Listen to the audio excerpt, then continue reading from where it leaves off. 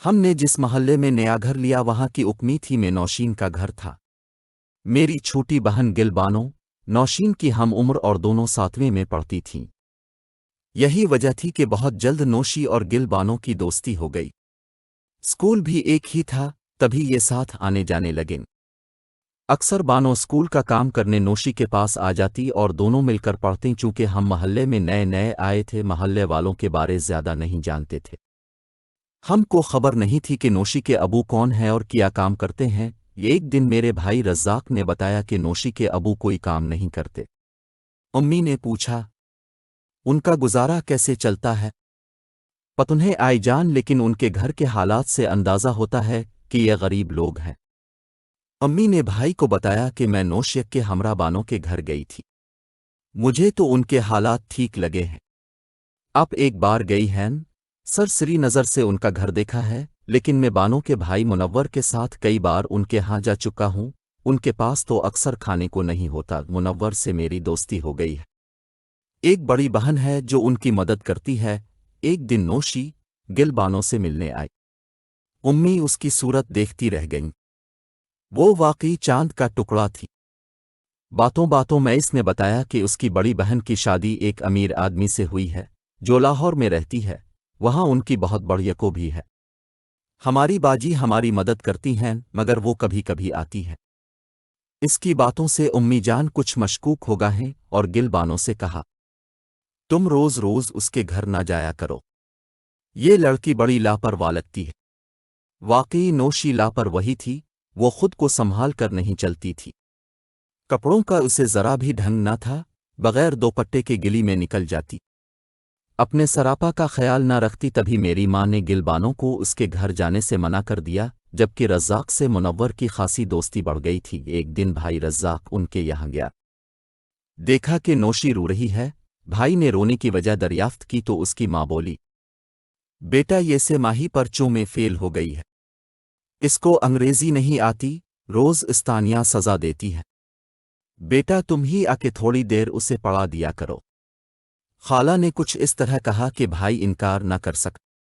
وہ اب روز شام کو نوشی کو پڑھانے جانے لگا۔ وہ واقعی پڑھائی میں بالکل صفر تھی اور اسے ٹیوشن کی شدید ضرورت تھی، ورنہ اس کا 8ویں میں پاس ہونا محال تھا۔ ایک روز رزاق بھائی گھر آئے تو کچھ پریشان سے تھے۔ امی نے وجہ پوچھی، بھائی نے بتایا کہ عجیب بات ہے کہ محلے کے اور بھی لڑکے جب چاہتے ہیں نوشین کے گھر آ جاتے ہیں۔ خالہ کسی کو بلا کر کہتی بیٹا سبزی لا دینا، اور کسی سے کہتی داودے لا دو۔ یوں محلے کے لڑکوں نے بے دھڑک خالہ کے گھر آنا جانا شروع کر دیا، اور اب وہ میلی نظروں سے نوشی کی جانب دیکھنے لگے تھے۔ یہ بات رزاق کو اچھی نہ لگی۔ امی رزاق کے کہنے سے نوشین کے گھر گئیں، حالانکہ وہ ان کے گھر نہیں جاتی تھی۔ انہوں نے نوشی کی ماں سے کہا بہن تم تو ہر وقت ادھر ادھر چلی جاتی ہو اور تمہارے میاں بھی زیادہ وقت گھر میں نہیں رہتے، پیچھے تمہارے بچے اکیلے ہوتے ہیں، ذرا ان کا دھیان رکھا کرو۔ نوشی کو بھی سمجھایا کہ بیٹی تم اب بڑی ہو گئی ہو، گھر سے مت نکل کرو۔ دونوں ماں بیٹی نے امی کی باتیں صبر سے سنی، لیکن کچھ اثر نہیں ہوا۔ ان کے حالات جیسے تھے ویسے ہی رہے۔ پھر کسی نے کبھی ان کی کوئی چوری پکڑی اور نہ کوئی غلط بات دیکھی۔ محلے والے ان کے بارے باتیں ضرور بناتے تھے، مگر انہیں کچھ کہتے نہیں تھے۔ ہر ایک کا یہی خیال تھا کہ یہ بہت بے پرواہ لوگ ہیں۔ امی نے بھی دراصل دبے لفظوں یہی بات کی تھی، تو نوشی کی امی جن کو ہم خالہ کہتے تھے، انہوں نے چمک کر جواب دیا تھا کہ مجھے اپنے بچوں پر بھروسہ ہے، یہ شریفوں کی اولاد ہیں اور محلے کے سب لڑکے میرے بچے ہیں۔ منور چھوٹا سا تھا تو یہ بچے اس کے ساتھ کھیلا کرتے تھے۔ مجھ کو امی جان اور خالہ جی کہتے تھے۔ اب ذرا بڑے ہو گئے ہیں تو ان کو کیسے گھر آنے سے روک دوں؟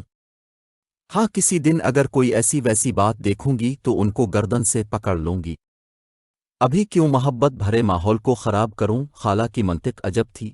تبھی سآنا کے نوشی کی منگنی ہو گئی ہے، اس کی سالانہ پرچے شروع ہو گئے تو بھائی نے اس کے گھر جانا چھوڑ دیا۔ اب رزلٹ آنے والا تھا۔ ایک دن وہ اس کے نتیجے کا پتہ کرنے گیا، دیکھا تو نوشی کے گھر کے حالات مختلف تھے۔ گھر میں نیا فرنیچر اور سامان آ چکا تھا اور گھر ایسے سجا ہوا تھا جیسے دالہن کا کمرہ ہو۔ رزاق تو یہ کمرہ دیکھ کر بھونچکا رہ گیا۔ خالہ سے پوچھا کہ یہ سب کیسے؟ बोले, नौशी की शादी होने वाली है ना। ये सब सामान उसकी बाजी ने खरीद कर रखवा दिया है इसके जहेज के लिए। कहाँ और किससे शादी हो रही है?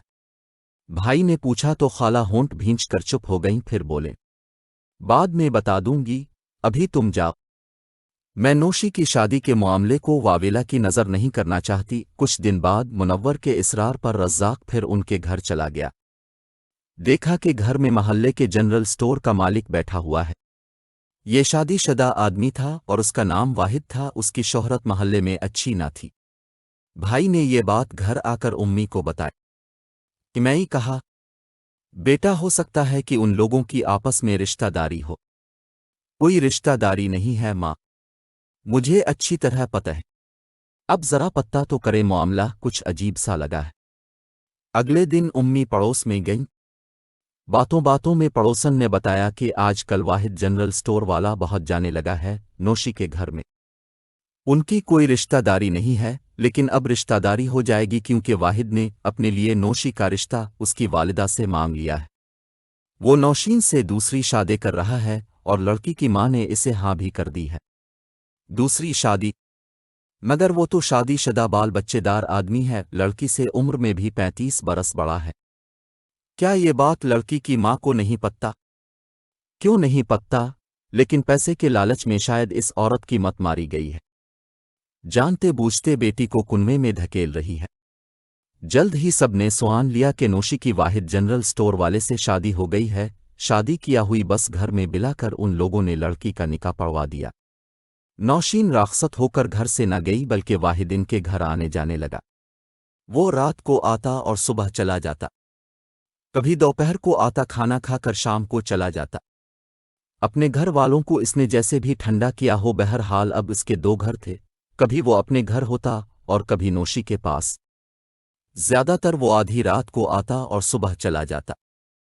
हम सब इस संगम पर हैरान थे और बेआराम भी के जाने बेचारी नौशी खुश भी थी या नहीं।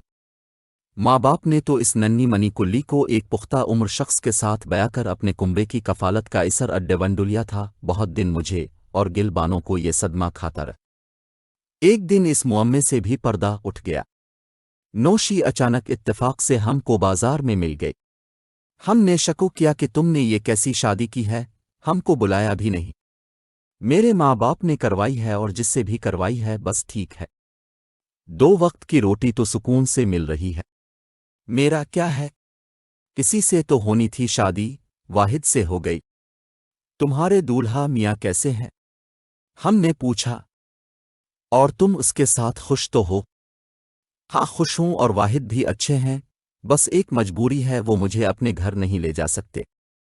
जब नौशीन ने अपने दूल्हा को ओरास बेजोड़ शादी को कबूल कर लिया था तो फिर इस बात पर किसी और को जलने कोड़ने की क्या ज़रूरत थी। फिर वो खुश भी नजर आ रही थी। कीमती जोड़ा पहना हुआ था, जेवर भी पहन रखे थे। हमने भी ये सोच कर तसल्ली कर ली कि अगर ये खुश है तो हमें क्या। वक्त गुजरता रहा, महल्ले वाले इस बात से बराफरोख्ता ज़रूर हुए थे कि वाहिद ने दूसरी शादी क्यों की, वो भी एक नू उम्र नादार लड़की से, जबकि खुद उम्र रसीदा और बाल बच्चेदार है। मगर सब एक बात पर पुरसुकून हो गए थे कि अब खाला के घर महल्ले के छू कर उन्हें आना और उनके मकान के गिर्द मंडलाना ख़त्म कर दिया था। खाला भी अब काम के बहाने लड़कों को नहीं बुलाती थीं। उनके बाहर के काम वाहिद का नौकर आकर कर जाया करता था। इस शादी के मुस्बत असरात ये भी हुए कि खाला के घर के माली हालात सुधर गए। मगर एक दिन जब नौशी की गिलबानों से मुलाकात हुई, वो बहुत उदास थी। इमई आदास का सबब पूछा तो कहने लगी, खाला क्या बताओ है, वाहिद वैसे तो बहुत अच्छे हैं लेकिन मुझे मां नहीं बनने देते। तरह तरह की गोलियां खिलाते हैं जिनसे मैं बीमार होती जा रही हूं। क्या तुम मां बना चाहती हो? हाँ, ये तो हर औरत की ख्वाहिश होती है। इसी दिल मसोस कर रह गईं क्योंकि ये तो इसका ज़ाती मामला था। उम्मी ने घर आकर कहा, लगता है इस शख्स ने नौशे को अभी तक बीवी के तौर पर कबूल नहीं की और ना औलाद से ना रोकता। ऐसा ना हो कि जब इसका दिल भर जाए इसे तलाक दे दे। मैंने कहा, उम्मी जान ऐसा नहीं होगा क्योंकि नौशी बहुत ही खूबसूरत है और वाहिद इससे मोहब्बत करता है। ये जब उसकी दुकान पर छोटी उम्र में सौदे लेने जाती थी तभी से इसकी नज़रों में आ गई थी। 1 साल गुजर गया। ایک روز ایک کالی کلوٹی لڑکی بازار میں ملی۔ اس کی آنکھیں اندر کو دھنسی ہوئی تھیں اور وہ میلے کپڑوں خستہ حالت میں تھی۔ میں پہلی نظر میں تو پہچان نہ سکی مگر گلبانوں نے پہچان لیا۔ ارے نوشی تم، یہ کیا حال بنا رکھا ہے تم نے؟ وہ رپڑی اور ہمارے ساتھ ہمارے گھر آ گئی۔ اس نے بتایا کہ واحد نے اسے طلاق دے دی ہے۔ کیا قصور تھا تمہارا جو اس نے تم کو طلاق دے دی؟ وہ تو تم سے بہت محبت کرتا تھا۔ کوئی قصور نہیں تھا۔ اس کے چاروں لڑکے اور 3 بیٹیاں سب جوان ہو گئے ہیں اور باپ سے لڑتے تھے کہ وہ مجھ کو طلاق دے دے ورنہ وہ اس کو در بدر کر دیں گے۔ سارا کنبہ ہی اس کے پیچھے پڑ گیا تھا کہ مجھے طلاق دے۔ جب بیٹوں نے گریبان پکڑا اور من کو آنے لگے تو کہاں رہ گئی میری محبت؟ جوان اولاد کے سامنے وہ بے بس ہو گئے اور انہوں نے مجھ کو طلاق دے دی کیونکہ ان کے بچے اب چھوٹے اور ان کے محتاج نہ رہے تھے بلکہ واحد ان کے محتاج ہو گئے تھے۔ گویا وہی ہوا جس کا ڈر تھا۔ یہ کاروباری شادی تھی جو واحد نے اپنی عیاشی کی خاطر کی تھی۔ دل بھر گیا تو اسے کھلونا سمجھ کر پھینک دیا اور وہ بیچاری اس دوران اپنے رنگ راوب اور جوانی سے ہاتھ دھو چکی تھی۔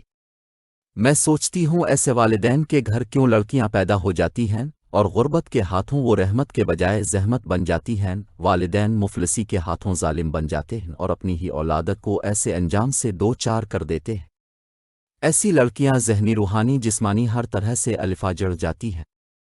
نوشی کے والدین نے اپنی بڑی بیٹی کی شادی بھی کچھ اسی طرح کی کہ ایک امیر شخص نے اس کے حسن کی وجہ سے اسے اپنے پاس رکھ لیا اور بدلے میں رقم اس کے والدین کو دیتا تھا۔ دل بھر گیا تو ناطے ختم کر دیا۔ محلے میں بدنامی کے باعث اب یہ لوگ محلہ چھوڑ کر چلے گئے ہیں۔